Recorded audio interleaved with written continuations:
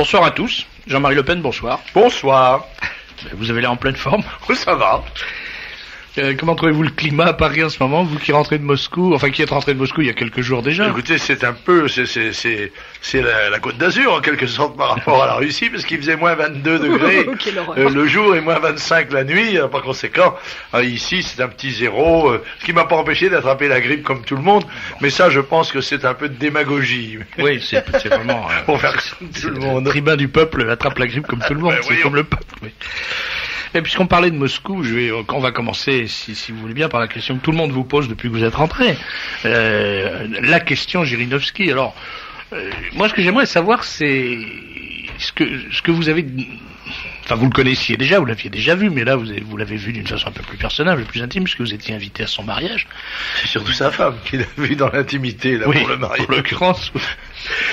J'aimerais bien savoir ce que vous pensez enfin, quelle est l'image que vous ramenez du personnage? Écoutez, moi, je connais Vladimir Jirinovski depuis 2 ans. Il avait demandé à me rencontrer. À cette occasion, il m'avait déclaré qu'il était un patriote, qu'il avait de la sympathie et de l'admiration pour l'action que nous avions menée et dont il s'inspirait lui-même, en quelque sorte, à la fois contre le communisme qui annonçait déjà un retour en force et contre l'axe mondialiste, américano-mondialiste, dont le candidat et l'expression sont Monsieur Yeltsin.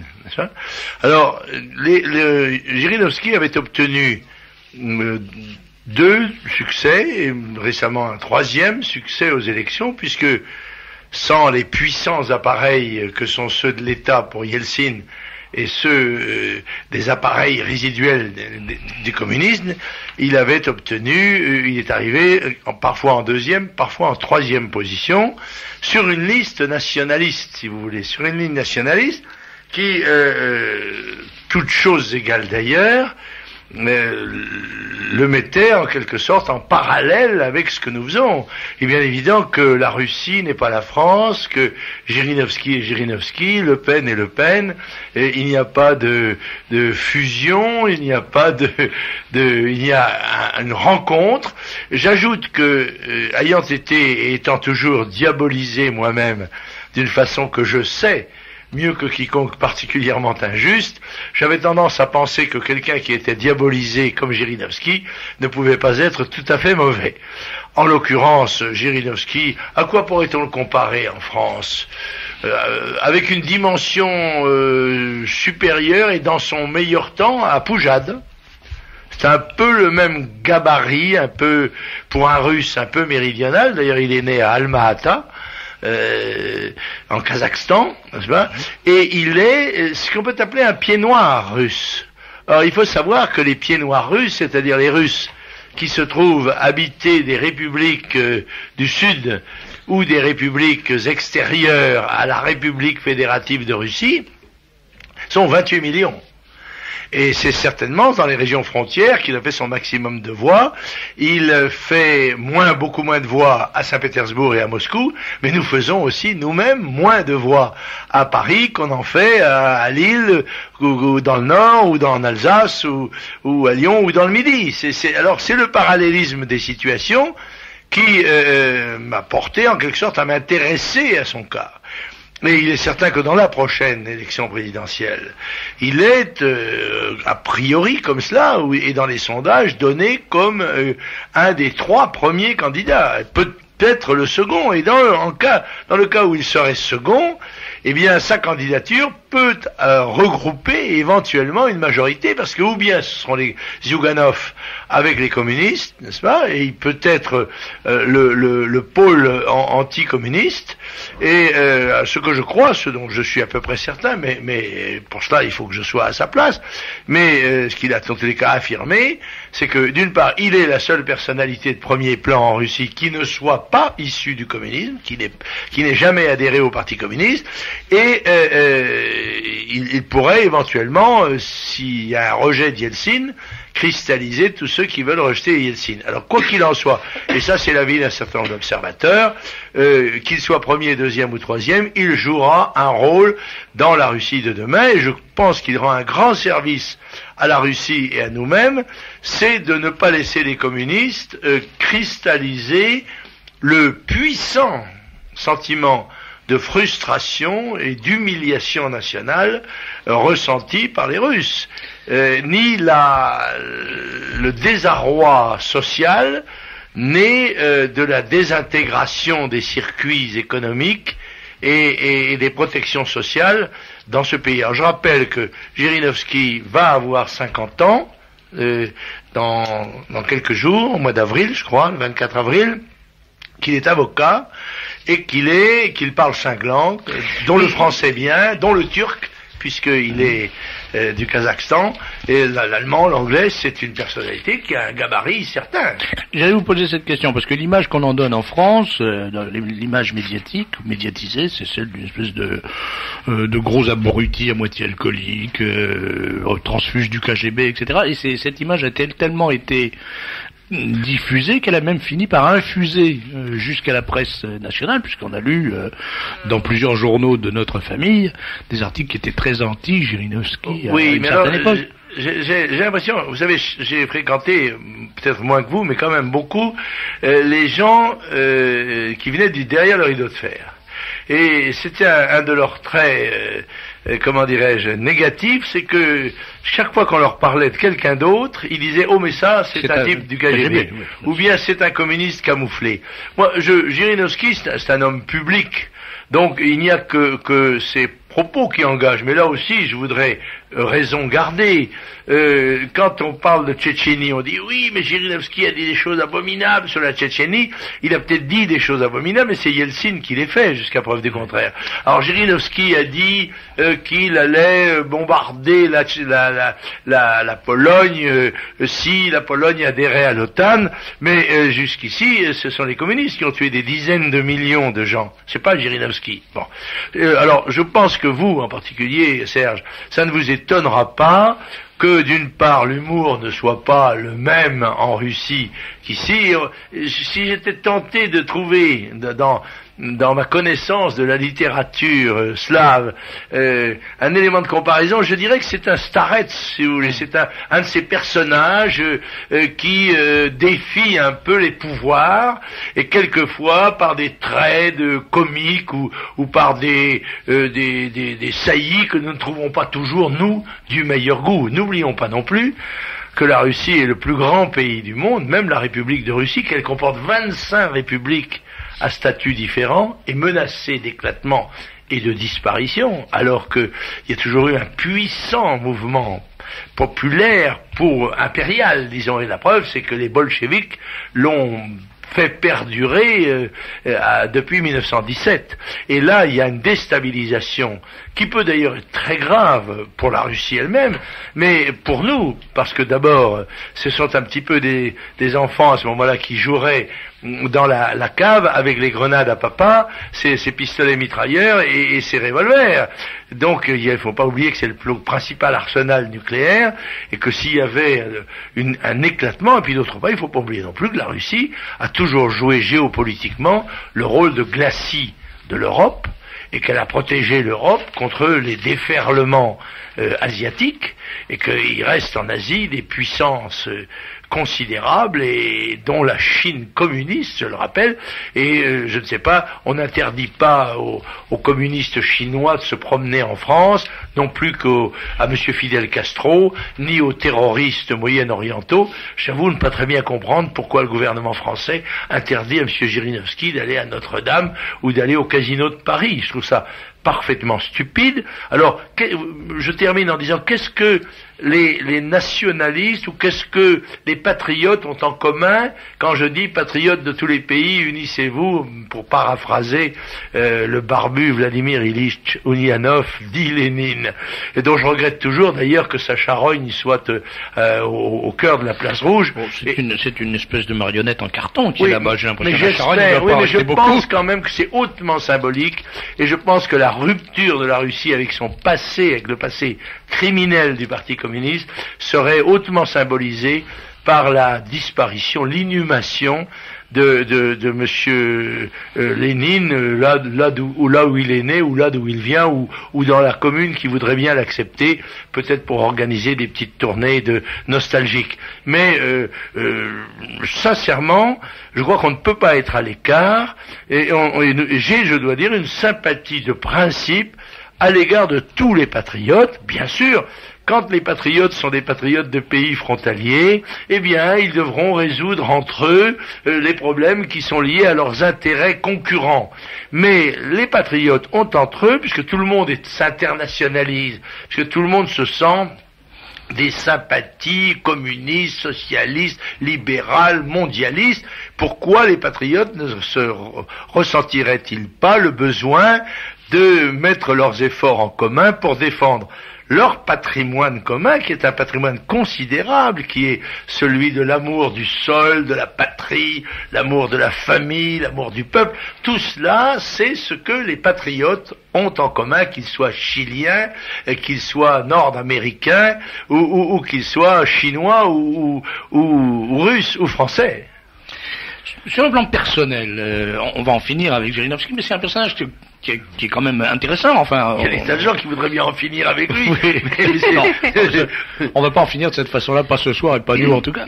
Mais sur le plan personnel, comment l'avez-vous ressenti? Est-ce qu'il est charmant? Est-ce qu'il est cultivé? Est-ce qu'il est drôle? Comment est-il? Il est tout à fait charmant, et je vous assure que je n'ai absolument pas compris le titre du Figaro mettant noces barbare. Non, pas barbare. Non, bouffonne. Voilà. Or, je trouvais que c'était un geste qui était admirable sur le plan personnel, mais ça pouvait aussi être une habileté politique à l'orée de la campagne électorale, mais il n'est pas interdit d'être habile en politique quand cette habileté va dans le sens de vos idées profondes.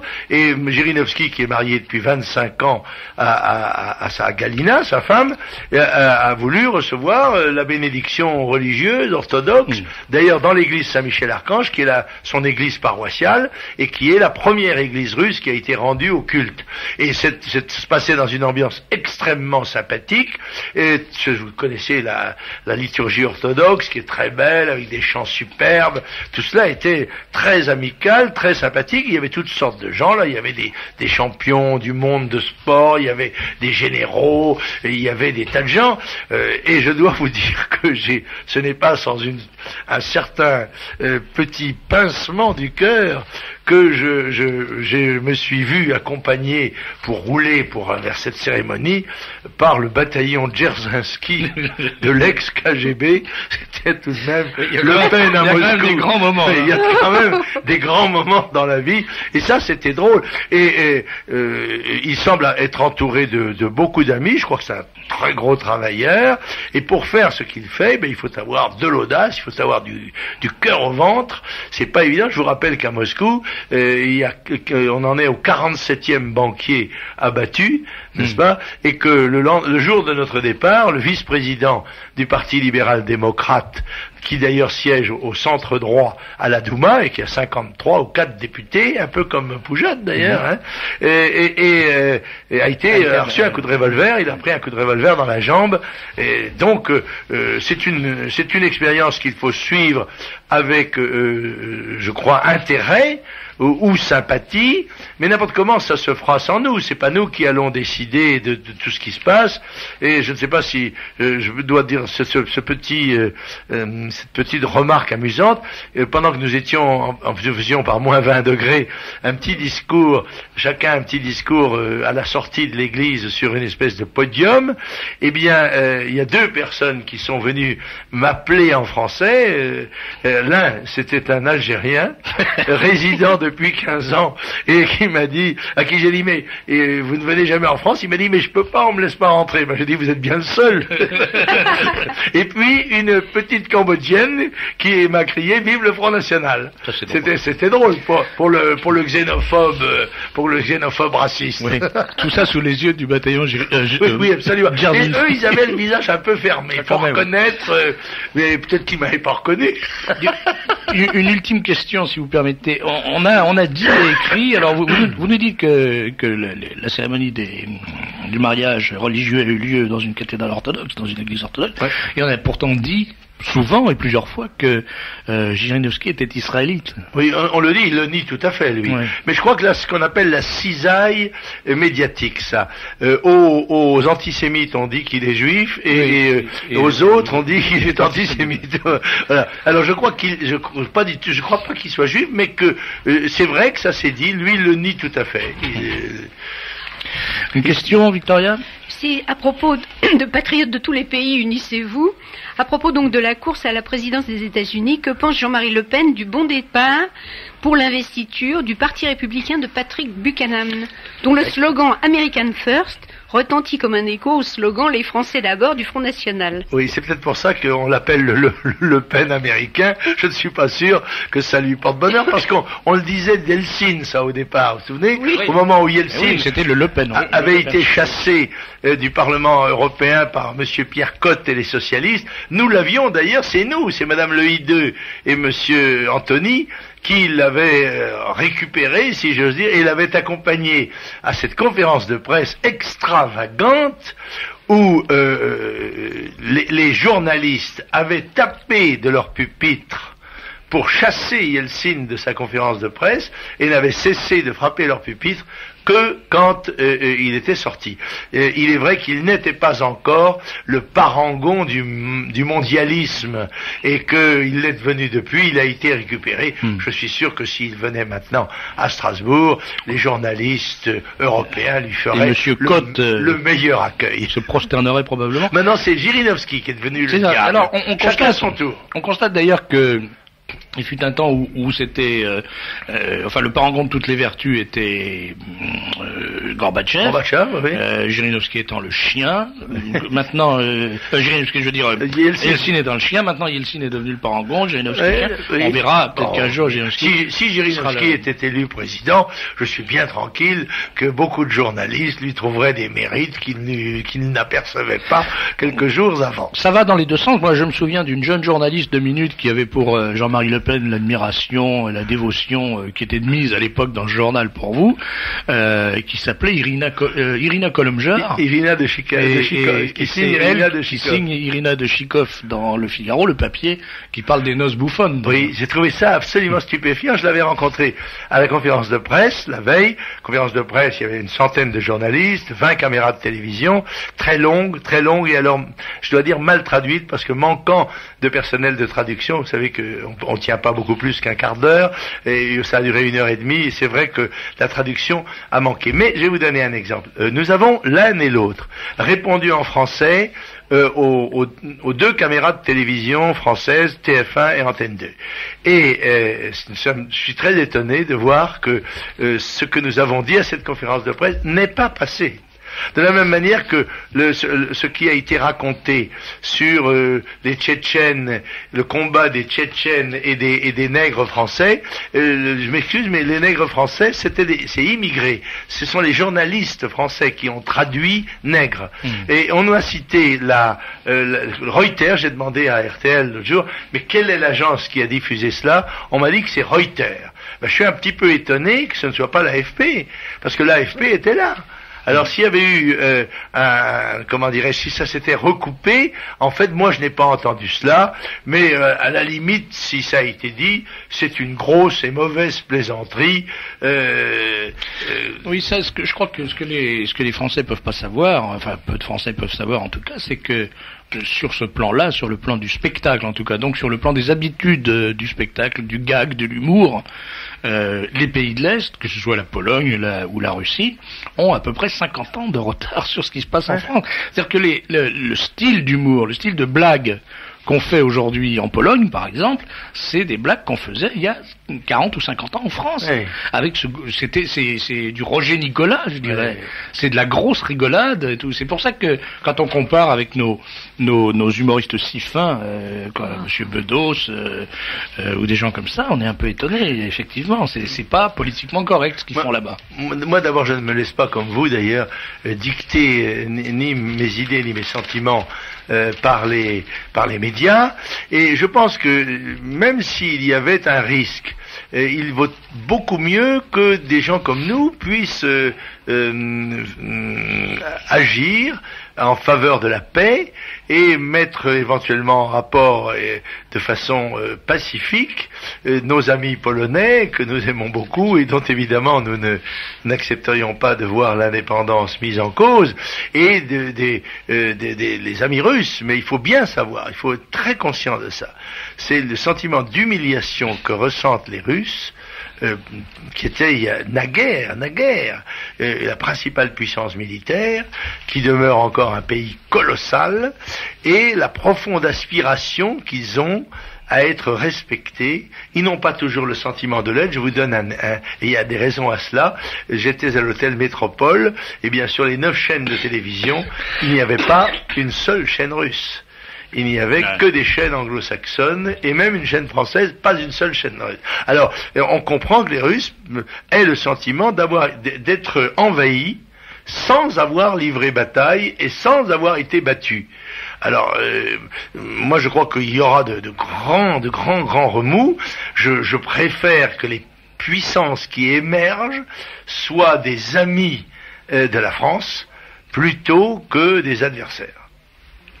Je voudrais, on parle beaucoup de politique étrangère, mais enfin le sujet là, on vous a interrogé tout à l'heure sur Buchanan, vous en avez parlé brièvement. Oui, je connais. Vous le connaissez Buchanan personnellement, je crois. Oui, absolument. Et je me félicite de voir Pat Buchanan recueillir les fruits du travail qu'il mène depuis des années. Déjà, lors de la dernière élection présidentielle, il avait fait un travail de déblaiement, je dois dire. Il avait été un peu gêné par Ross Perot et quelques initiatives du même genre. Je trouve que M. Daul était quelqu'un de très respectable. Et d'ailleurs, à Moscou, j'ai fait une déclaration, parce que il y avait des questions sur l'Amérique. Je dis, faut pas confondre l'Amérique, les Américains, l'administration de Clinton, etc. Et nous avons des amis aux États-Unis. Il y a beaucoup de gens, des patriotes américains, qui pensent exactement comme nous. Et ce que nous devons faire, nous, c'est la réunion de tous ces sentiments-là.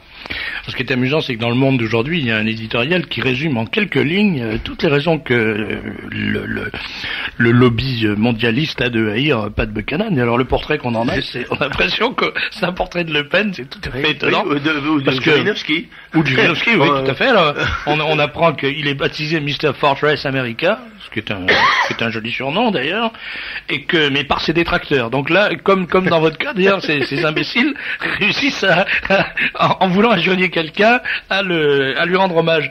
Et alors, il est contre l'avortement, il est contre les fat cats de Washington. Les fat cats, c'est les chats gras, c'est-à-dire les fonctionnaires de Washington, les fonctionnaires bien nourris. Il est hostile à l'immigration, farouchement hostile à l'immigration, nous dit Le Monde. Donc, c'est un nationaliste pur et dur, résolument hostile à toute action hors des frontières, c'est-à-dire qu'il veut s'occuper de America First. Balayons devant notre porte. Voilà, on peut lui donner comme ça toute une série de slogans, mais enfin, il les pratique déjà depuis plusieurs années. Je voudrais la rappeler, si vous permettez, cher ami, c'est ce merveilleux slogan antifiscal qui fit d'ailleurs le succès de Reagan. Il disait: je veux que l'État descende de mon dos et sorte ses mains de mes poches. Voilà. Revenons en France. Alors, pour une mauvaise nouvelle, c'est que cette nuit, la permanence du Front National de Marseille a été détruite par une explosion criminelle. Oui. On peut pas dire que la presse s'en émeuve beaucoup, on n'a pas l'impression que c'est très grave, puisque l'information est donnée en page 9 du Monde, dans une toute petite colonne, entre une information sur les déclarations du nouveau président de la RC et l'annonce de la révocation d'un commissaire de police. on apprend donc un attentat commis contre une permanence du Front National. Oui, c'est le énième. Et vous noterez que depuis 20 ans, toutes les actions criminelles qui ont été menées soit contre des militants ou des dirigeants du Front National, dont certaines, dont plusieurs, se sont traduites par mort d'homme, les destructions de bâtiments n'ont jamais abouti à une quelconque inculpation. Je dis bien jamais en 20 ans. D'ailleurs, de la même manière, quand le Front National est mis en cause dans une affaire, et que cette mise en cause s'effondre, ça n'est pas annoncé, ou ça est annoncé d'une façon très discrète. On va reparler de Carpentras, puisque récemment dans l'émission de Pradel, témoin numéro 1, on a appris qu'une des jeunes filles qui avait témoigné dans l'affaire de Carpentras, et dont le témoignage était très gênant, puisqu'il disculpait définitivement les mouvements nationalistes français pour orienter l'enquête vers des petits voyous locaux. Cette jeune fille a été conduite à porter plainte pour tentative de subornation de témoin contre un gendarme qui est venu la voir en lui disant: maintenant tu vas te taire, tu commences à nous emmerder avec ton histoire. Oui. Cela dit, il faut être honnête et dire que pas un seul mouvement d'extrême droite, même tous les groupuscules qui sont à notre droite, n'a jamais pratiqué ce genre d'action, n'est-ce pas, antisémite, et ce genre de profanation. Ces profanations sont généralement le fait d'individualités, et des individualités qui ne sont pas toujours d'extrême droite, n'est-ce pas, puisque quelques jours après l'affaire de Carpentras, les gendarmes prenaient en flagrant délit dans le cimetière chrétien de Marseille le fils d'un rabbin avec deux de ses camarades. À noter qu'il n'y a eu aucun bruit sur cette affaire et qu'il a été très discrètement condamné à une amende, n'est-ce pas. Par conséquent, il y a véritablement bien deux poids et deux mesures. Cela dit, je voudrais préciser ma pensée sur l'affaire de Carpentras. Je pense qu'il y a plusieurs affaires là qui se télescopent.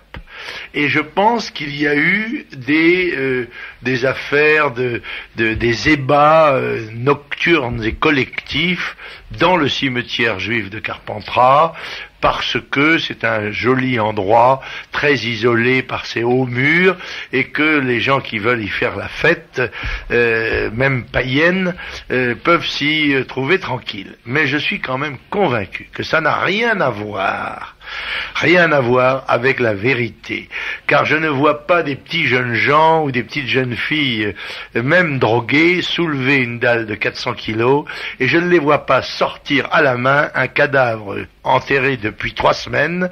C'est un spectacle et ça dégage des odeurs terrible, qu'il faut avoir le cœur bien accroché pour faire ça, et des masques. Bon.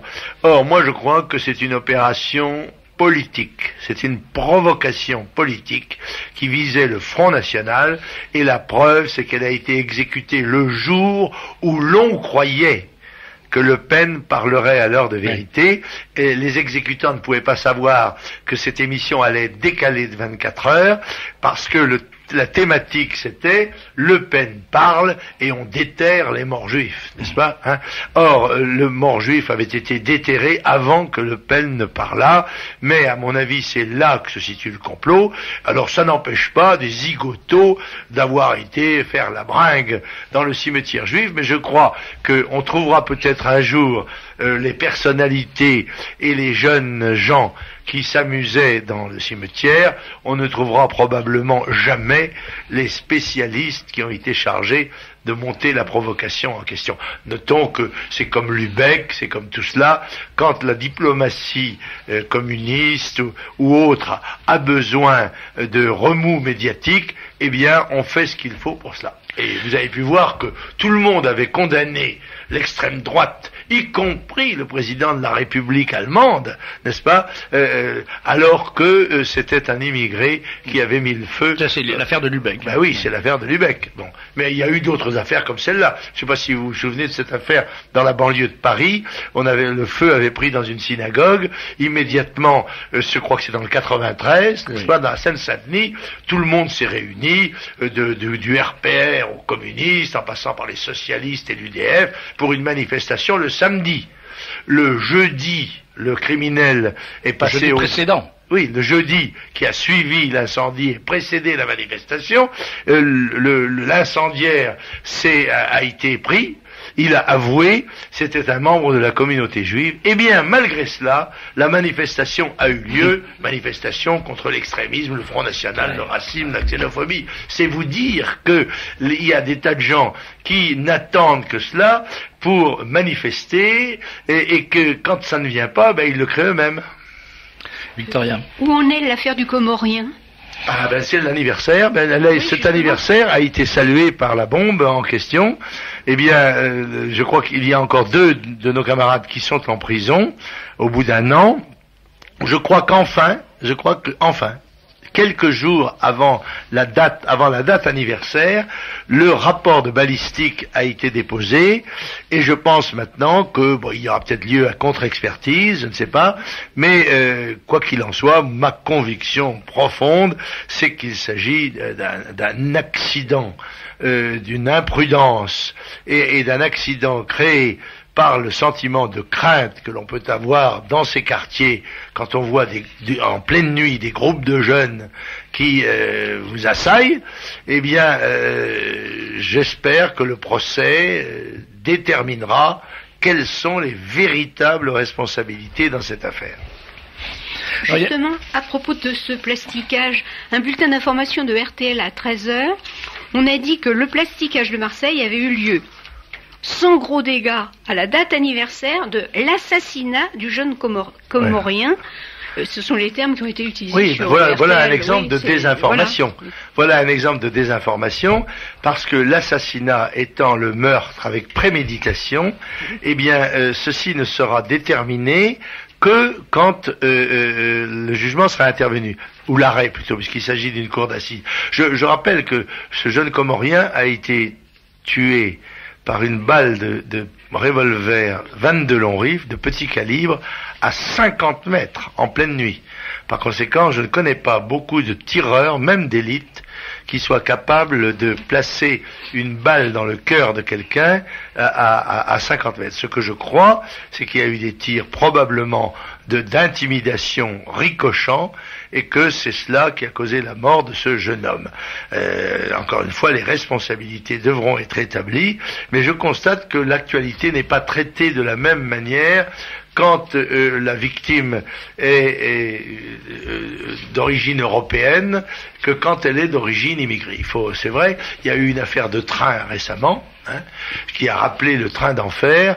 Eh bien, on n'a pas entendu M. Hanin se manifester. Je rappelle d'ailleurs, vous vous en souvenez en cette circonstance, que M. Hanin a commis une véritable escroquerie morale et politique, puisqu'avec un épisode criminel dont les auteurs étaient 2 juifs, il a fait un film dénonçant les membres du Front National et l'assassinat d'un arabe. Ça, c'est quand même Goebbels n'avait pas osé faire ça.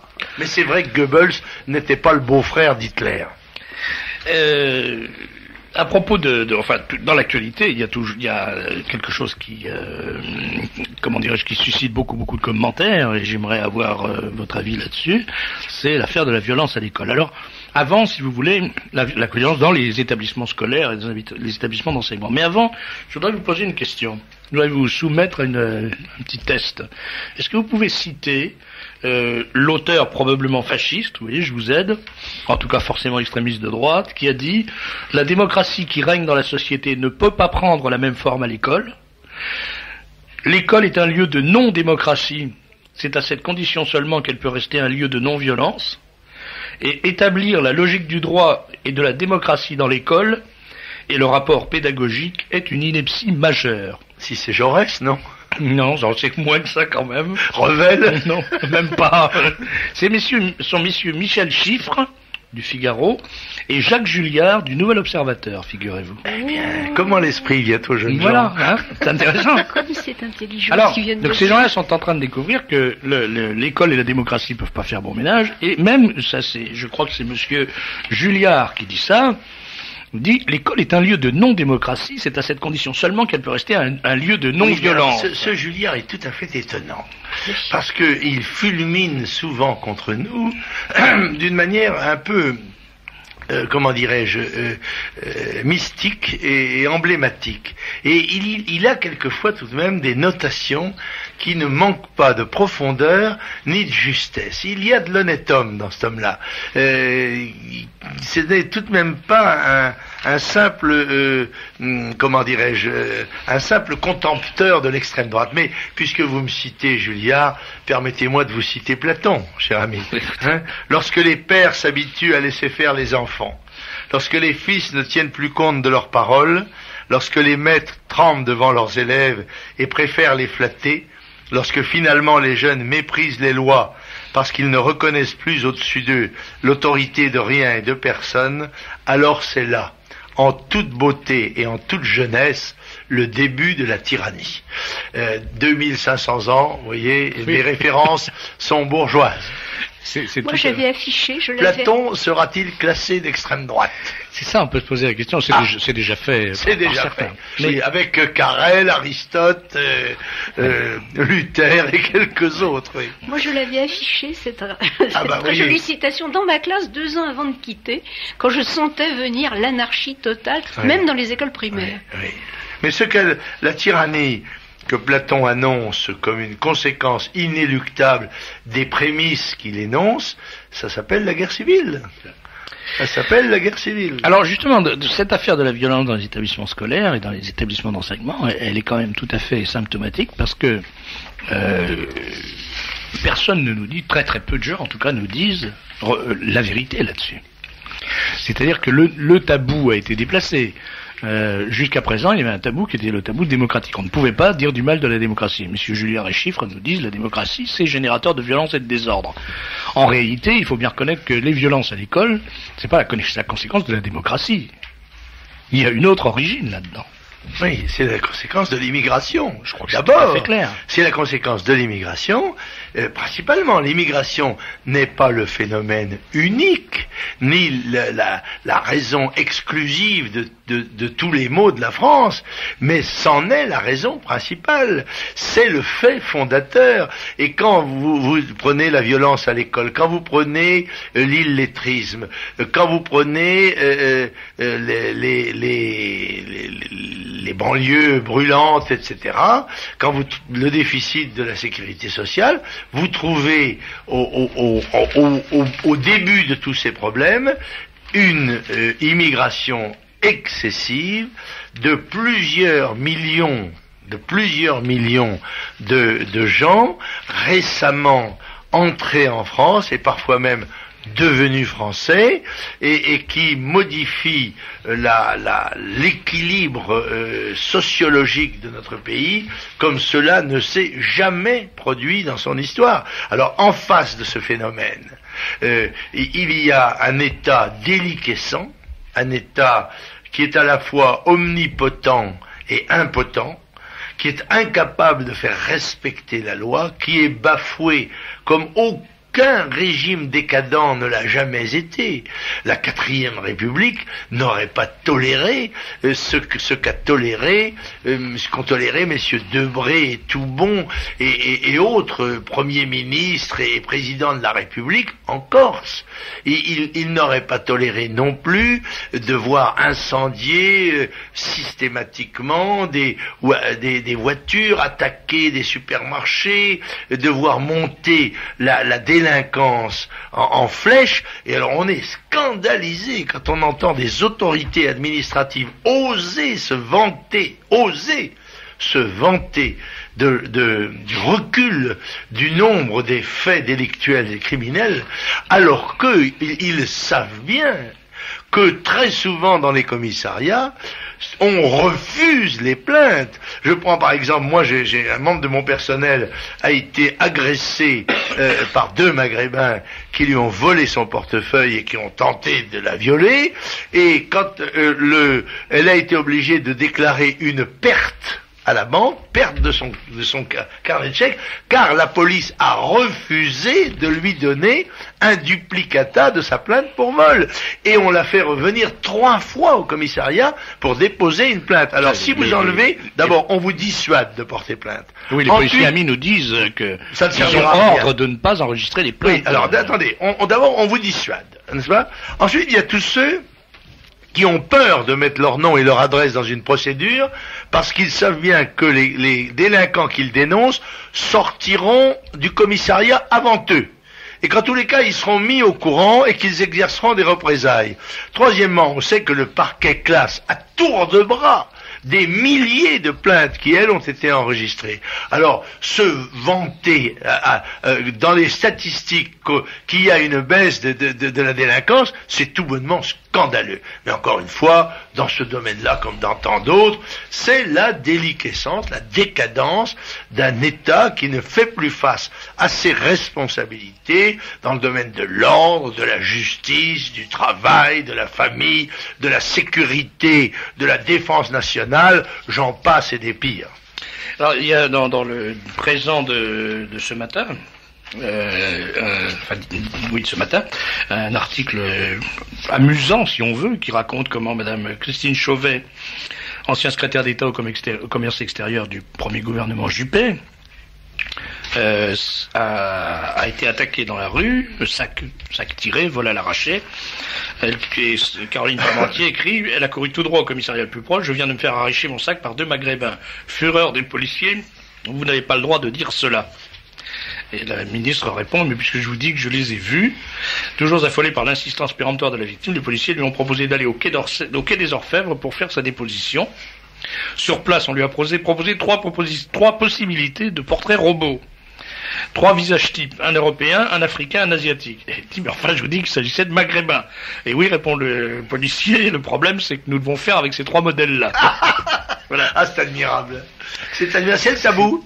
C'est le tabou, c'est l'os dans le nez. Vous savez, c'est l'histoire de Fodé Silla et vous avez peut-être parlé de ça. Ah ben, on n'en a pas parlé aujourd'hui, mais racontez-nous. Oui, c'est le jeune fils de Monsieur Le Gallou. Vous savez que les jeunes militants du Front National sont à la pointe de tous les progrès informatiques, qui a imaginé un de ces petits jeux, vous savez, où on doit arriver à un objectif en évitant des adversaires. D'ailleurs, qui toujours sont qualifiés dans ce genre de jeu ennemis.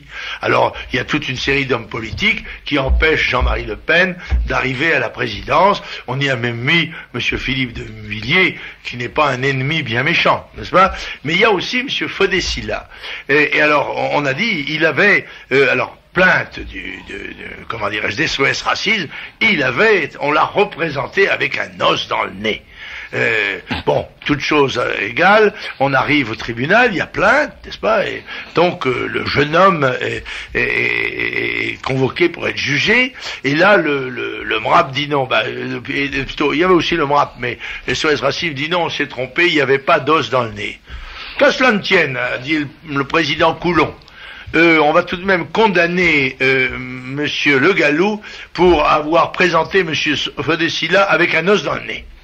Voilà, c'est mirobolant, mais c'est comme ça. Voilà, c'est comme ça. Et après, ils ont découvert que l'os dans le nez était en réalité un panneau d'interdiction, panneau routier d'interdiction qui signifiait attention adversaire. Et l'avocat, je crois, de SOS Racisme a quand même dit que malgré tout, ce panneau ressemblait à un os dans le nez, un os rond. Ça, c'est le il n'y avait plus grand-chose à dire. Alors, simplement, tout cela montre que il y a certaines personnes dont il n'est pas possible de se moquer, ou même démocratiquement, ou de critiquer. Il y a des saints. il y a des gens qui échappent à la loi commune et devant lesquels on est invité à se prosterner si jamais par hasard on les croise. On ne devait pas, je crois que c'est l'empereur qu'on n'a pas le droit de regarder dans les yeux. Eh bien, je vous conseille, si vous croisez M. Fodessilla, de pas regarder dans ça sera plutôt agréable pour vous de ne pas le regarder. Il y a un autre aspect quand même de cette même déliquescence, c'est le fait que quelqu'un qui va prier devant un avortoir se retrouve condamné à 6 mois ou 3 mois de prison ferme, et quelqu'un qui se balade en Corse avec 599 copains armés de fusils et cagoules sur la figure ne souffre d'aucune poursuite, puisque le procureur général du département, enfin de la région, dit que les magistrats doivent agir avec circonspection. Eh oui, ça. Il ne s'agit pas. Mais moi j'ai vécu ça, cher ami de Beketch, dans l'aéroport d'Ajaccio, où nous retenait, où m'empêchait de sortir sous les yeux de 300 policiers, un groupe de manifestants qui, certes, n'avaient pas les armes à la main, mais qui l'avaient d'une façon ostensible dans la ceinture sous le pullover. Vous savez, un Colt 45, quand il est passé dans la ceinture sous un pullover, ça se voit. Alors je me suis adressé au commissaire de police, j'ai dit, monsieur le commissaire, voulez-vous arrêter cet homme qui est armé? Il m'a dit, je ne vois pas qu'il soit armé. Ils ne doivent pas être très fiers quand même. Qu'est-ce que vous voulez dire? Après ça, vous tirez l'échelle, hein? Voilà. Et ce qui est beaucoup plus grave encore, c'est qu'il y a une complicité objective, je dis bien une complicité objective des pouvoirs publics, puisque... Là, en l'occurrence, objective et subjective, les deux. Parce que je me souviens que quand Pasqua était ministre de l'Intérieur, il avait fait une déclaration qui avait fait un certain bruit à l'époque, il avait dit « Oh, les activistes en Corse, on les connaît tous un par un, et si on veut, on les arrête en 2 jours. » Oui, il a dit donc, ça. Les 600 terroristes armés, on a leur nom, parce que M. Debré, c'est pas faire grand-chose, cette famille, mais c'est peut-être lire quand même. Ou il a peut-être quelqu'un dans son entourage qui peut lire pour lui. Quand on voit sa tête, moi je trouve qu'il n'y a pas la tête de quelqu'un qui sait lire. Mais c'est une opinion personnelle. Oh, vous êtes dur. Vous trouvez que je suis dur? Oh, vous êtes dur. C'est que vous n'avez pas beaucoup regardé la tête de M. Debré ces derniers temps. Et alors, donc il doit pouvoir lire une liste, il doit pouvoir donner des ordres à quelqu'un de son cabinet. Oui, c'est jamais d'ailleurs la fonction. Mais qui attachera la clochette à la queue du chat? C'est ça le problème. Et bon, cela dit, qu'est-ce que vous feriez, vous, étant président de la République, et ayant un gouvernement dont vous fixez les grandes options, dont vous fixez les grands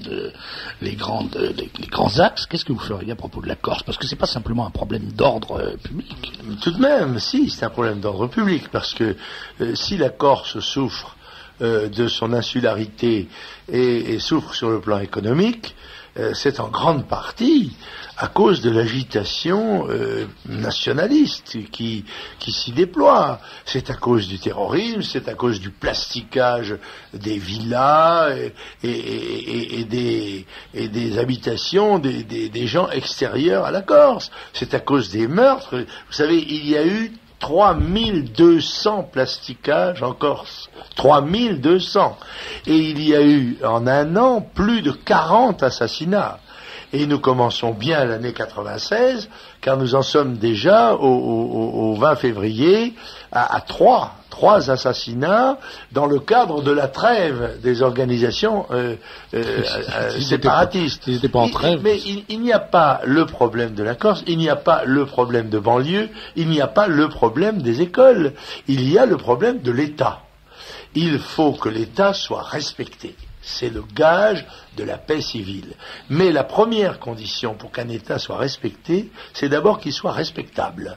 Or, l'État français, la classe politique française, n'est pas respectable, puisque, et les différentes actions judiciaires intentées le démontrent, de façon courante, beaucoup trop courante, les gens qui nous dirigent, ceux qui font les lois, les fonctionnaires qui quelquefois sont chargés de les appliquer sont impliqués dans des délits ou dans des crimes qui touchent, qui blessent, le moins qu'on puisse dire, l'honneur, l'honnêteté. Or, vous savez que je professe depuis longtemps qui n'est de pédagogie que d'exemple, et il est bien évident qu'il est très difficile de punir un jeune maghrébin qui a cassé une voiture quand il peut vous répondre que les ministres tapent dans la caisse? Il y a un autre aspect de cette question qui est soulevé par National Hebdo d'aujourd'hui. C'est l'affaire du jeune Zaïrois Makomé, dont on nous a parlé beaucoup ces temps-ci, puisque le policier qui l'a tué a été condamné, je crois, à 8 ans de prison. Voilà. Et alors, les radios et les télévisions nous ont dit un adolescent, Makomé, le jeune Makomé qu'on appelait Mako, et on nous a expliqué que c'était un brave gosse qui était en pleine voie d'intégration, etc. Or, National Hebdo fait une petite recension des activités de ce garçon qui est né à Kinshasa au Zaïre en 76 et qui est arrivé en France. Dès 83, alors qu'il n'a que 7 ans, son père le récupère après une fugue. Une assistante sociale témoigne qu'il pose des problèmes à sa famille, qu'il couche dehors, qu'il multiplie les fugues. Son père ne voit pas d'autre solution que le châtiment corporel. Makomé est placé dans un foyer, il ne revient que chez lui qu'un week-end sur 2. Quelques années plus tard, à 14 ans, on le soupçonne d'attouchement sur sa sœur de 6 ans. À 16 ans, il est surpris à voler des cassettes à la Fnac.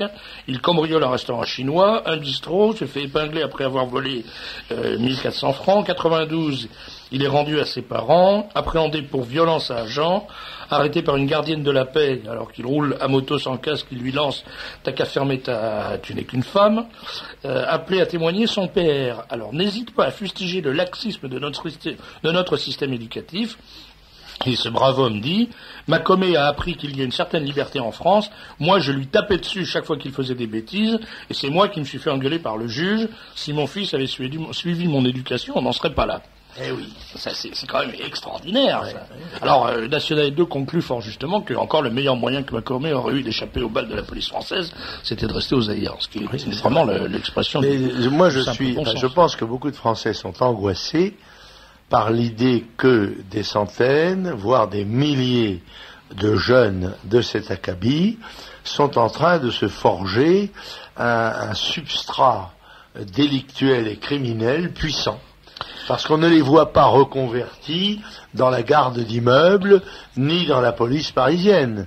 Par conséquent, ces délits, quelquefois majeurs, qu'ils accomplissent dans l'adolescence, ne feront évidemment que croître et embellir dans les années qui viennent.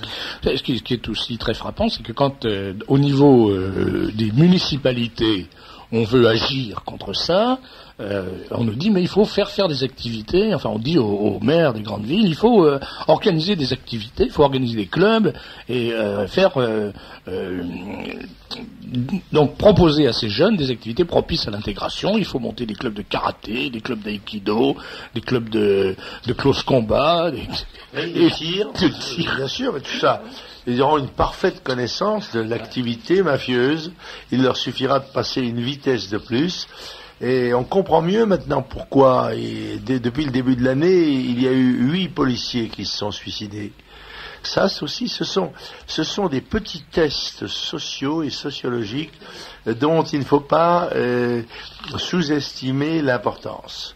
C'est une société qui est en voie de désagrégation. Ces forces de paix, ces forces d'autorité, de préservation des équilibres sont en train de reculer et de lâcher, tandis que monte la pression des forces d'anarchie, de déstructuration et de violence. Il n'y a pas besoin d'être un grand expert pour annoncer que tout cela ira très mal, mais je sais que c'est très mal vu que d'être Cassandre, et il faut attendre que les phénomènes se produisent pour ne pas passer pour le rabat-joie de la société française.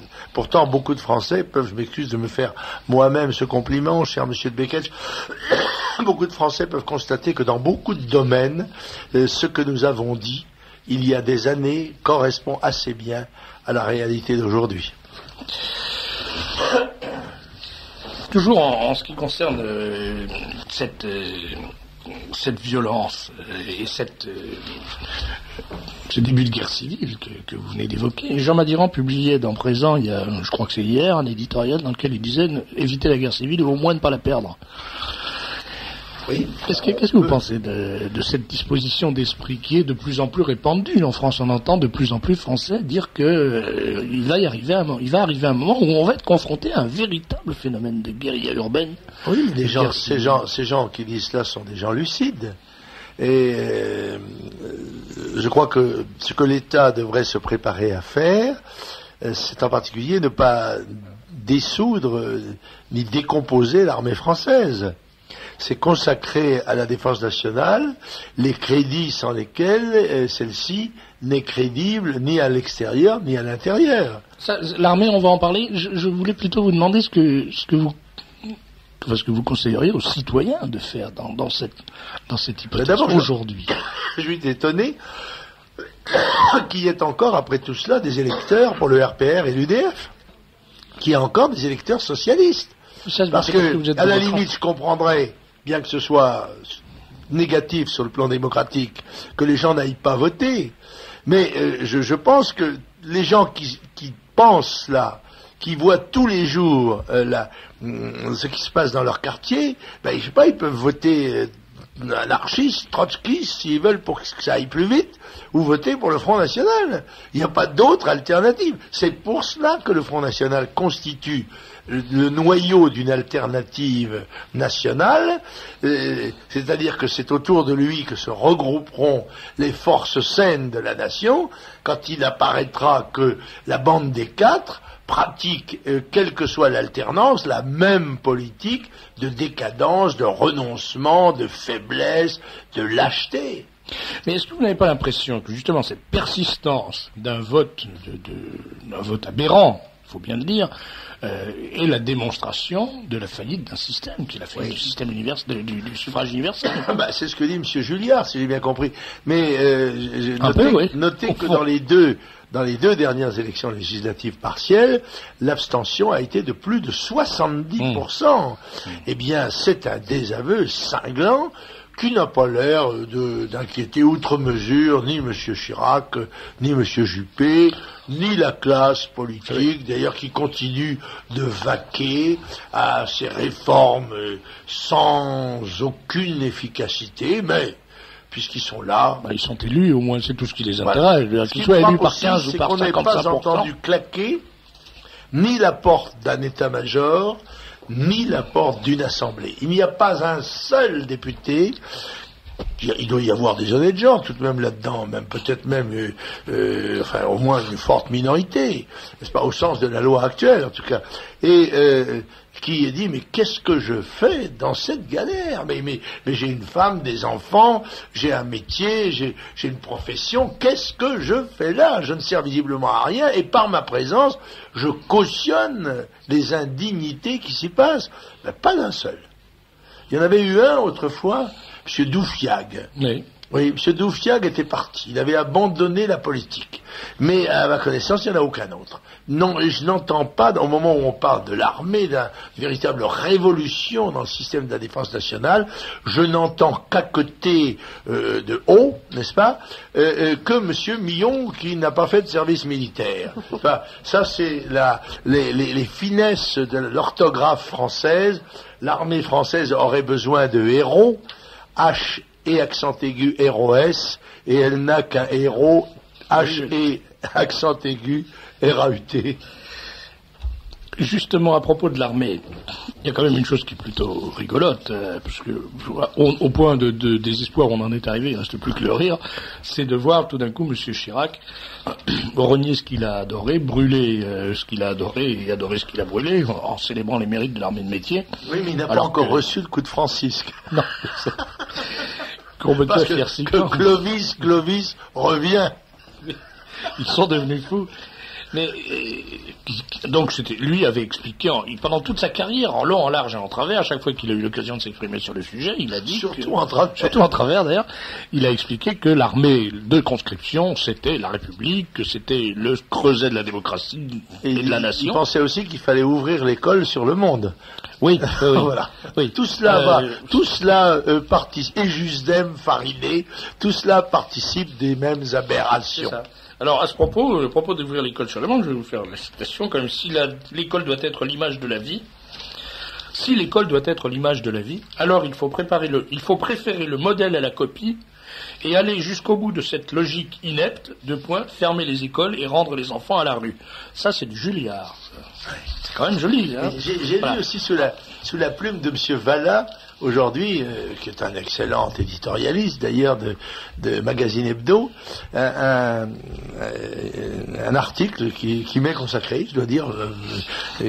Pardonnez-moi de citer un article qui dit l'homme politique le plus gaullien de France, c'est, n'en déplaise à beaucoup de gens, Jean-Marie Le Pen. Et de très loin, dit-il. Il n'a pas dit gaulliste, mais il a dit gaullien. Il en faudra plus pour nous fâcher, mais quand même, c'est un couru qui d'apprendre ça. Pour en revenir à l'armée, donc Chirac finit par se rendre aux positions de Le Pen il y a 20 ans, 25 ans. Moi, j'ai toujours entendu Le Pen dire l'armée de métier. Je me souviens même qu'il y a eu un moment où on était, j'avais pas bien réfléchi à la situation, je n'étais pas tellement d'accord avec ça. Moi, j'étais de ceux qui croyaient que l'armée pouvait être le creuset de la nation et tout, ce qui était une imbécilité noirâtre, parce que on sait très bien que les gosses de riches ne font pas leur service militaire avec les gosses de pauvres. Voilà, c'est ça. Ouais. Alors, comment interprétez-vous ce changement d'attitude?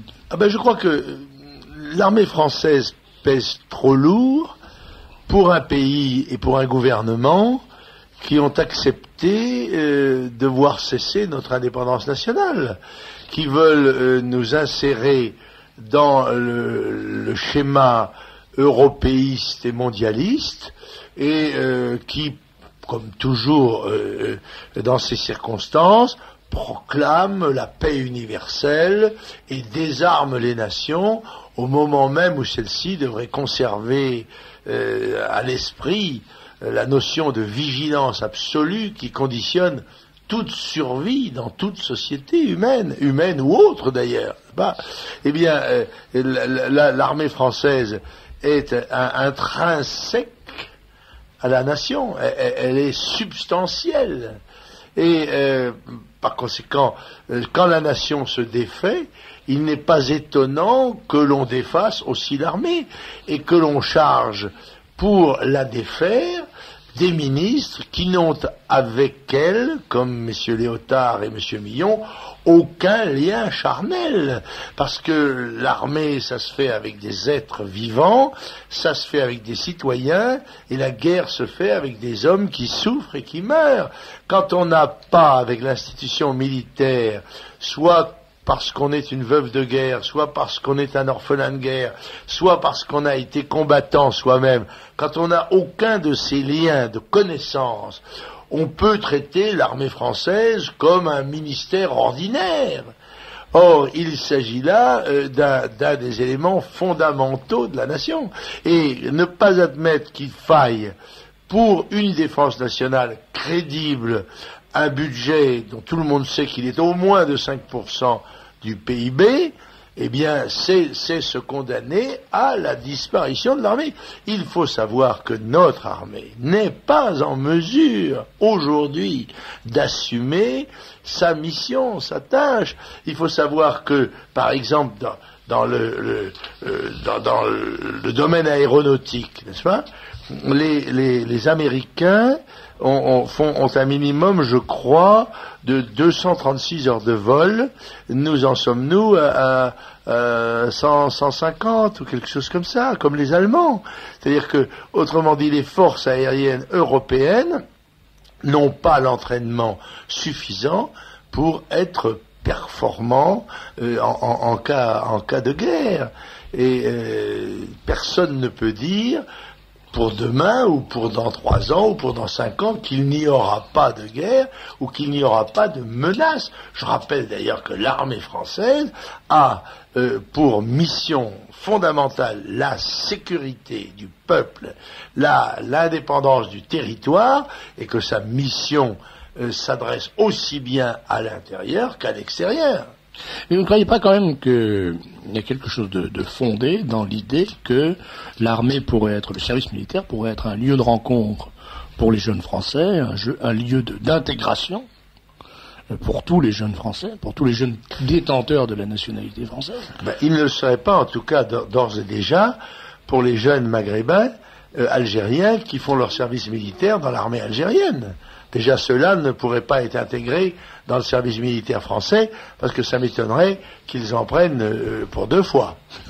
En plus, le service militaire pouvait parfaire une intégration civique qui avait commencé dans la famille, c'est là où elle est principale, et à l'école.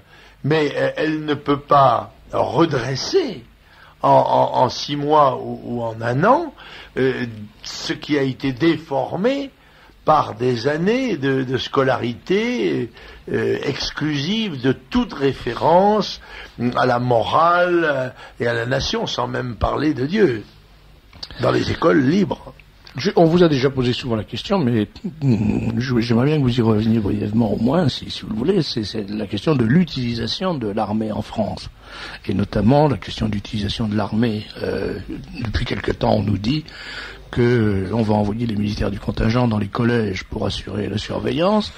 Et puis on enverra les instituteurs dans les casernes. Pourquoi faire simple quand on peut faire compliqué? Ce serait bien, ça leur apprendrait des choses. Oui, à la limite, oui. Mais enfin, c'est dérisoire tout cela, parce que on ne va pas résoudre le problème de la sécurité des collèges ou des lycées ou des écoles en y mettant des gendarmes. Parce que il y a des classes de 30 ou 40 élèves de seconde ou de terminale qui sont capables de faire subir les derniers outrages aux gendarmes qui sera préposé à leur sécurité, sans parler de lui enlever son arme. Alors il faudra un autre gendarme pour garder le gendarme. Mais qui gardera les gendarmes quand ils seront 2? Et on mettra des chars peut-être dans... Non, il faut appliquer les règles, les simples règles de bon sens. Il faut appliquer les lois pénales, il faut punir les délinquants, il faut expulser les familles de délinquants récidivistes et que ces familles protègent ou appuient.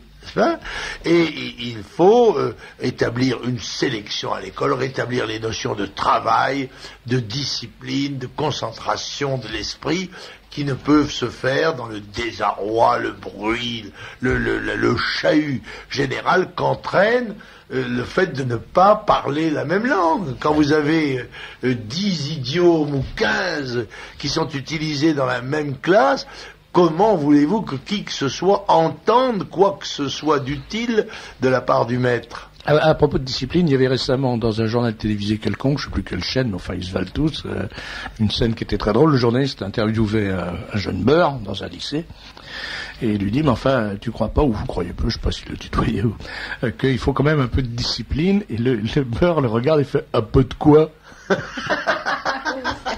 Oui, ça admira. Elle est très bonne. Problème de vocabulaire. Elle est très bonne, c'est vrai.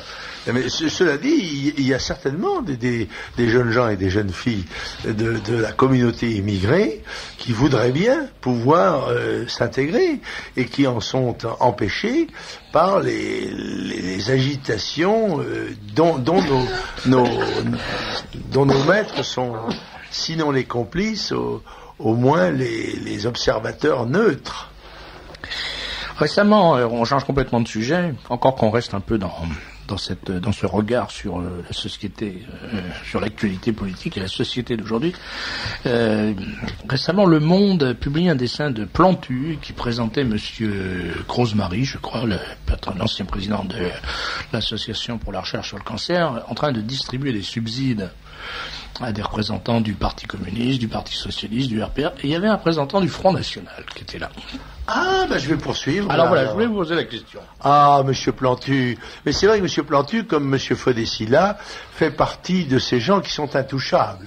On ne peut pas, même quand les dessins de Monsieur Plantu constituent d'ignobles provocations ou diffamation, eh bien, au nom de l'humour, mais il s'agit là du célèbre humour français, lequel, comme chacun sait, est au-dessus des lois, eh bien, Monsieur Plantu échappe. Mais si Monsieur Plantu a représenté Monsieur Crozemarie, qui, comme chacun sait, est peut-être un arc, mais pas une flèche, eh bien, nous allons déposer une plainte. Merci de m'avoir annoncé ça. Voilà. Je vais essayer. Je suis le sycophante de service. Voilà, de faire planter Plantu. Donc vous répondez par là même à la question que j'allais vous poser. Le Front National n'a pas touché. Le Front National, tête haute et main propre, n'a touché dans aucune circonstance. D'ailleurs, on voit pas pourquoi il vous aurait versé de l'argent, mais enfin, étant donné qu'il en a versé aux communistes... Ah oui, mais les communistes, attention, mais c'est que les communistes sont puissants. Les communistes ont une influence importante dans des départements, dans des villes, dans des syndicats de fonctionnaires, et se faire bien voir du Parti communiste, c'est se protéger de beaucoup d'ennuis, surtout quand on est un petit peu en marge de la loi. Vous avez tout de même noté que tous, sans exception, tous ceux qui attaquaient le Front National, sa xénophobie, son racisme et tout ça, tous ces gens-là, en tous les cas les plus virulents d'entre eux, ont été inquiétés dans des affaires de droit commun. Oui, les donneurs de leçons. J'entendais l'autre jour le jeune Dominati, qui ne manque pas de talent d'ailleurs, contre le Gallou, dans un débat sur, je crois que c'était LCI, et qui disait, voyez-vous, monsieur le Gallou, il y a un certain nombre de choses que nous avons en convergence, mais il y a quelque chose que nous n'avons pas en commun, c'est la République. Alors, moi, si j'avais été le Gallou, j'aurais dit, écoutez, c'est vrai, je ne suis pas pour la même République que vous. Je ne suis pas pour une République où 15% des électeurs n'ont pas un seul député à l'Assemblée nationale, et je ne suis pas pour une République dont les parangons de vertu s'appellent Monsieur Noir, Carignon, Tapie, Emmanueli et d'autres. Vous savez, moi, c'est un peu le reproche que, enfin, pour me faire une parenthèse personnelle très brève, le plus gros reproche que je ferai à ce système, c'est que c'est un système qui broie les âmes. Il se trouve que je connais très très bien Laurent Dominati, je l'ai connu, il était tout petit garçon, enfin tout jeune homme, et je dois dire que depuis le début, depuis que je l'ai connu tout jeune, il avait avec moi des conversations très très serrées sur notamment la question de l'immigration. Du racisme. Enfin, bon, on n'était absolument pas d'accord. C'est un garçon qui est très très sincèrement et très profondément antiraciste. Cela dit, c'est un garçon qui avait des idées qui étaient extrêmement proches des nôtres et qui avait d'excellentes idées. C'est un garçon très droit. Chasse de race. Chasse de race, absolument. C'est une famille. Tout à fait. Ce sont des gens droits. Eh bien, ils sont quand même réduits à kia par un système qui les oblige, d'une certaine manière, à se renier. Oui. Et à adhérer, sinon à des idées, sinon à des systèmes, du moins à des réseaux dont les autres membres représentent tout ce qu'ils peuvent exécrer. Je ne sais pas comment ces gens-là peuvent se sentir à l'aise en face d'un Noir, en face d'un Carignon, en face en face de tout ce personnel politique qui est quand même pas très très ragoûtant, il faut bien dire. Oui, mais le système fait ça. C'est le système, c'est ce que nous appelons l'établissement. Le système décrit peut-être plus justement ce que c'est. C'est un mécanisme de complicité, de connivence, de protection réciproque. Je te tiens par la barbichette, tu me tiens par la reniflette. Si tu parles de ça, attention. Moi aussi, je peux révéler ce que je sais, etc. Pour revenir à l'Arc en 2 minutes, est-ce que vous n'avez pas l'impression quand même que cette affaire est une espèce de formidable symbole de notre société aujourd'hui? C'est-à-dire une association qui prend du fric à des pauvres gens pour lutter contre le cancer et qui engraisse le cancer politicien avec ce fric volé. Il y a quelque chose d'ailleurs dans le mécanisme qui ressemble étrangement dans l'Arc au mécanisme de l'État. Je dirais au détournement près. C'est-à-dire que c'est une pompe à fric dont les 3/4 de l'énergie servent à alimenter le fonctionnement de la pompe à fric elle-même. C'est ça.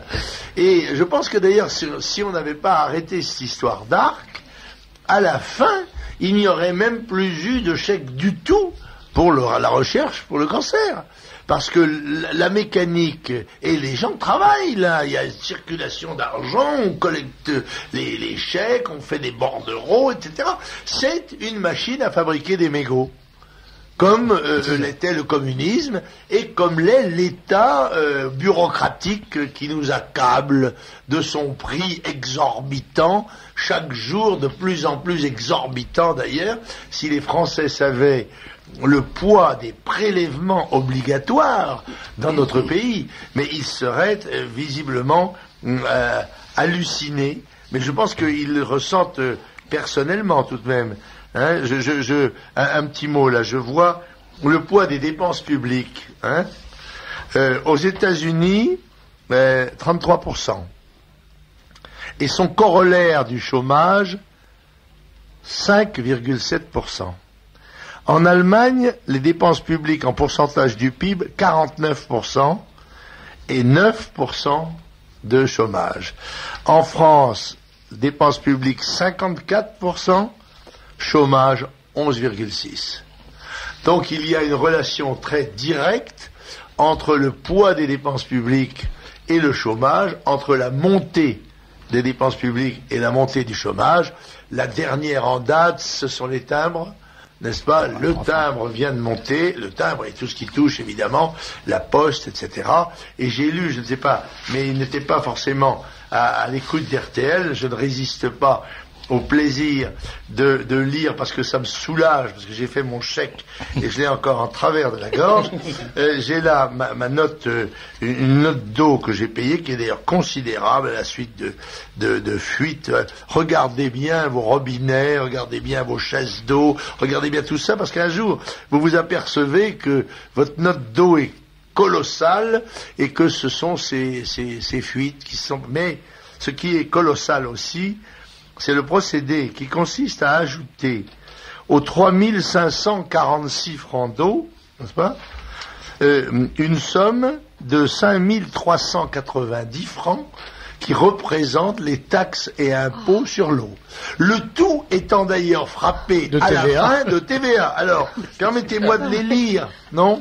Ah oui, oui. Agence de l'eau, surtaxe communale, Fonds national des adductions d'eau, taxe des voies navigables de France, il navigue dans votre robinet, assainissement interdépartemental, assainissement départemental, assainissement communal, il n'y a pas encore l'assainissement européen, mais ça va venir, oui.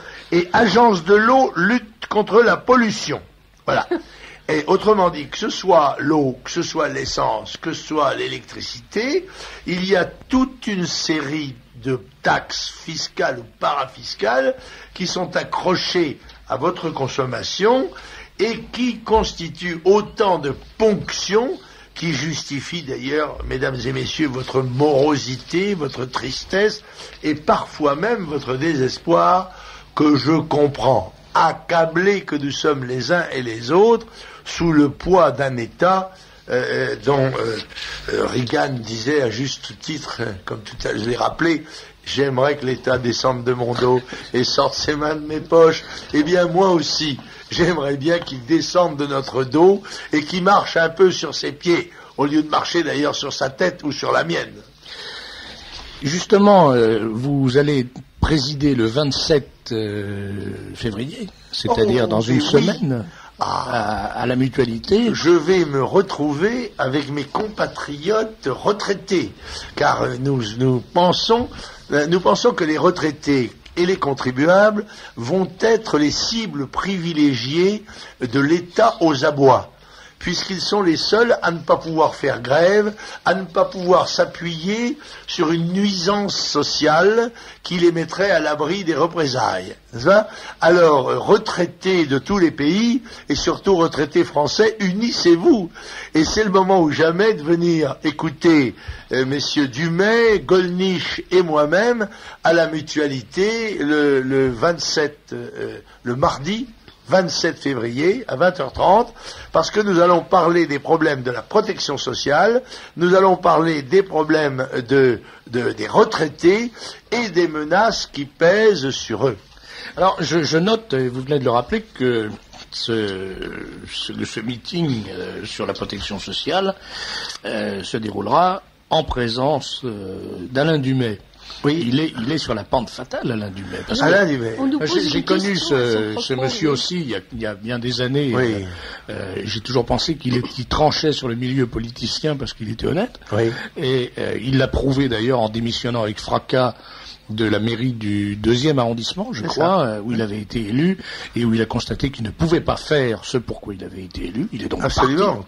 Et vous savez que malheureusement, Dumay aurait pu, avec l'aide du Front National d'ailleurs, et de ses amis Il aurait pu être sénateur. Il a manqué d'être sénateur à 4 voix près, et que je pense que peut-être si nous avions pu l'aider dans la présentation de sa propagande électorale, eh bien, il aurait été sénateur. Et ça aurait été une voix indépendante dans cette haute assemblée qui, il faut bien dire, somnole bien souvent. Comment avait dit le Galou, il avait eu un mot féroce. C'est lui qui avait appelé ça le gagatorium. Oui. Non, on appelle aussi Blair House à cause de... C'est très méchant. Donc ce meeting se déroule, alors on va le rappeler tout de suite, le mardi 27 février à 20h à la grande salle de la Mutualité, en présence de Jean-Marie Le Pen, d'Alain Dumais et de Bruno Gollnisch. Et c'est un meeting de protestation. Et d'information. Parce que vous n'avez pas le tout de protester, il faut encore essayer de voir ensemble quels sont les moyens que nous avons, que les retraités ont, pour se défendre et défendre des droits qu'ils ont acquis en versant. Eux, ils ont versé leurs cotisations pendant des années et des années, et dans des conditions qui étaient quelquefois des conditions de travail beaucoup moins faciles, beaucoup moins agréables que maintenant. Il faut rappeler que ce meeting est organisé par le Cercle national des pré-retraités et retraités, dont le président s'appelait Claude Runer, et le délégué général est notre ami Jean-Pierre Revaux. Absolument. Conseiller municipal. Un de vos plus anciens compagnons de combat. Ne me rappelez pas ça, parce que là, je crois que nous frisons la cinquantaine de souvenirs.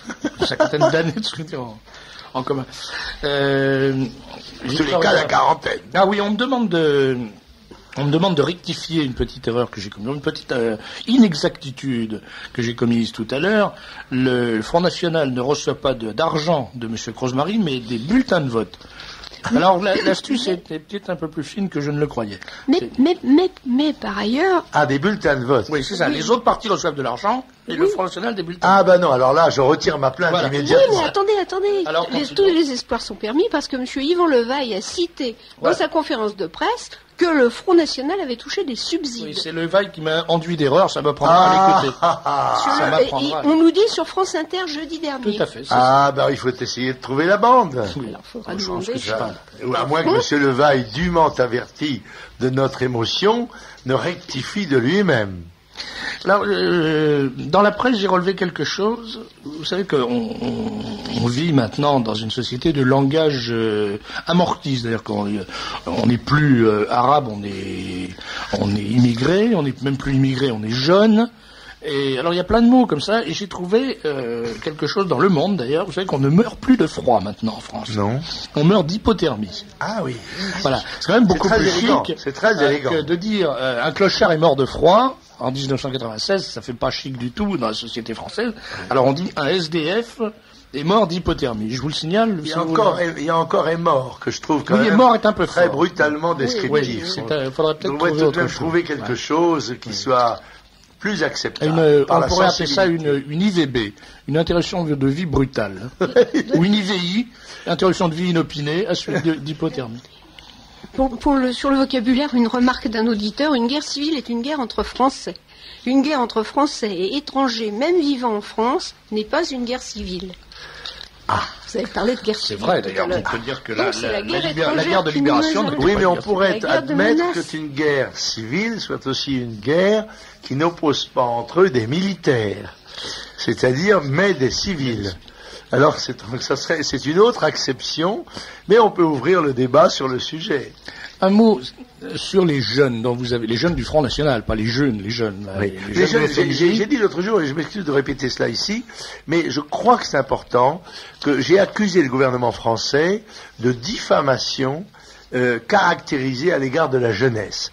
Car faire en sorte que l'on ne discrimine pas, fût-ce ethniquement, les criminels et les délinquants, et que l'on baptise du nom de jeunes tous ceux qui se trouvent impliqués dans des faits de violence et de délinquance, c'est une diffamation des jeunes, car il y a tout de même, Dieu merci, une grande proportion de jeunes qui sont jeunes et qui ne sont pas des jeunes délinquants. Alors justement, ces jeunes, vous les avez rencontrés à la convention du FNJ samedi dernier. Ah oui, absolument. Quelle impression, parce que vous parliez de désespoir tout à l'heure et d'accablement. Ah bah écoutez, cela était... donne pas quand même... ceux-là n'étaient pas accablés, c'est le moins qu'on puisse dire, ils étaient enthousiastes. Et j'en ai profité, d'ailleurs, pour leur tenir un langage très sérieux, très grave, en leur rappelant que la jeunesse a des responsabilités particulières dans la quantité, dans la qualité de la transmission de la vie, que c'était les jeunes qui faisaient les enfants et qui les élevaient, et qu'ils avaient le devoir de les faire et de les élever le mieux possible, et que cela se préparait et qu'on ne pouvait transmettre que ce que l'on avait soi-même, y compris dans le domaine de la qualité morale. Je leur ai parlé de l'avortement, je leur ai dit que l'avortement était un crime, était un meurtre, et que, hormis les très rares cas où des circonstances atténuantes ou voire absolutoires pouvaient être avancées, c'était un crime. On peut pas dire que c'est un langage très démago, ça. Non, c'est pas très démago, et ça a obtenu un triomphe. Ces jeunes gens et ces jeunes filles qui étaient là, qui étaient entre 17 et 25 ans, ont fait un triomphe à cette déclaration. Je leur ai dit que l'agent principal de transmission du sida, ça n'était pas l'homosexualité, mais la sodomie. Je leur ai parlé comme on parle à des adultes. Je leur ai parlé clairement, et je pense que cette manière de parler aux jeunes a été parfaitement admise. N'est-il pas essentiel de les informer justement plutôt que d'essayer de leur masquer les réalités? Je leur ai parlé aussi du chômage, je leur ai parlé bien sûr de l'immigration, je leur ai parlé de leur pays, de leur patrie, de leur peuple et des devoirs qu'ils avaient à l'égard de celui-ci. Jean-Marie Le Pen, merci. La semaine prochaine, je reçois à la place où vous êtes Bruno Gollnisch. Alors, il faudrait lui préparer le terrain. Il est secrétaire délégué. Alors, je sais plus. Bruno Gollnisch est secrétaire général. Il est député européen. Il était récemment encore, je ne sais plus s'il est conseiller régional et il est il est conseiller municipal de Lyon. Je vous rappelle que Bruno Gollnisch a été le plus jeune doyen de faculté de France, qu'il est professeur de japonais et de civilisation japonaise, qu'il est docteur en droit et avocat, et qu'il est officier de marine. Et avec tout ça, et qu'il est un descendant d'une famille célèbre, Flourens. Les Flourens. Voilà. Pas seulement c'était trois frères. Oui. Le Pierre Flourens était le professeur de médecine qui a inventé les localisations cérébrales. Ses trois fils, dont deux conseillers d'État, l'un des conseillers d'État a été ministre des Affaires étrangères de la Troisième République, et l'autre a été le célèbre Flourens, libérateur de la Crète, et qui a été fusillé sous la Commune, comme communard, à l'âge de 33 ans. C'est dire que c'est un homme qui a l'esprit libre. Donc vous êtes content de lui? Oh, je suis assez content de lui. C'est un des très belles cartes du Front National. Il honore le Front National, il n'est pas le seul, mais il est tout de même l'une des cartes fortes. Merci Jean-Marie Le Pen, donc la semaine prochaine avec Bruno Gollnisch.